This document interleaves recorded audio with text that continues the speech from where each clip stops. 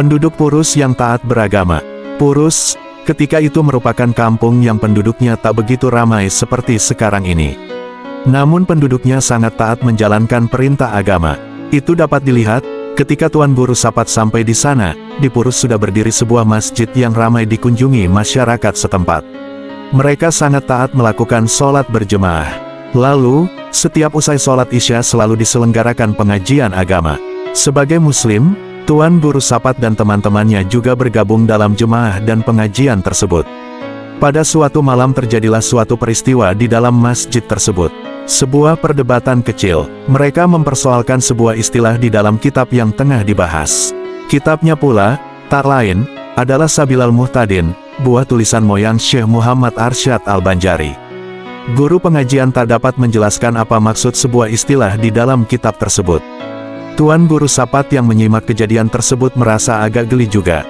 Sebab, istilah yang diperdebatkan dalam kitab yang banyak memakai kosakata Arab itu adalah dipetik dari kosakata bahasa Melayu Banjar, bahasa ibu masyarakat di Kalimantan Selatan, yang juga bahasa ibu Syekh Muhammad Arsyad bin Abdullah dan Tun Guru Sapat sendiri. Ketika peristiwa ini terjadi, kitab Sabilal Muhtadin memang belum disempurnakan dengan bahasa Melayu yang umum atau bahasa Indonesia. Kitab yang guru mengaji dan jemaah masjid pegang ketika itu adalah kitab cetakan penerbitan pertama. Dalam majelis jemaah masjid yang dibahas malam itu adalah soal beristinja. Di situ terdapat kata-kata berak serta kami dan guring. Kosakata kami dan guring inilah yang dipersoalkan karena di situ tak disebutkan padanan kata lain dari kami dan guring. Dalam bahasa Banjar kami artinya buang air kecil atau kencing, sedangkan guring artinya tidur. Soal bahasa inilah yang mengakibatkan terjadinya perdebatan antara guru dan orang tua-tua di dalam masjid di Purus itu. Di sela-sela itu mereka bermufakat untuk menanyakan masalah tersebut pada para tamu mereka yang mendapat musibah di Samudera Hindia Belanda, yang semuanya adalah orang Banjar.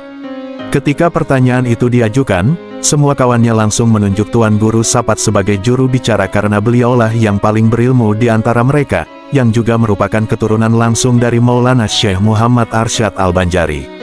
Tuan Guru Sapat pun menjelaskan masalah-masalah yang menimbulkan perdebatan tersebut, terutama yang berhubungan dengan dua istilah yang membingungkan tersebut. Akhirnya, semua jemaah masjid maklum dan menerima penjelasan itu dengan puas. Lebih dari itu, orang-orang Purus pun makin kagum kepadanya karena memiliki ilmu agama yang tinggi dan keturunan dari Syekh Muhammad Arsyad bin Abdullah. Soal kitab Sabilal Muhtadin itu sendiri sebenarnya hampir hafal semua isinya ketika beliau dan teman-temannya meninggalkan Pulau Kalimantan dan bertolak ke Sumatera. Melihat tingginya ilmu agama yang dikuasai oleh Tuan Guru Sapat, para pemuka masyarakat Purus bermusyawarah meminta dia untuk mengajar di sana. Tuan Guru Sapat atau Syekh Abdurrahman Sidik dan teman-temannya pun menyadari mengingat betapa besarnya jasa-jasa penduduk setempat yang telah menyelamatkan mereka dari musibah karam dan membantu mereka selama ini. Alhasil, permintaan tersebut mereka terima.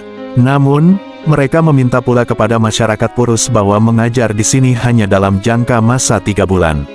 Masyarakat Purus setuju. Lalu, jadilah Tuan Guru Sapat sebagai seorang guru mengaji kitab agama Islam di sana.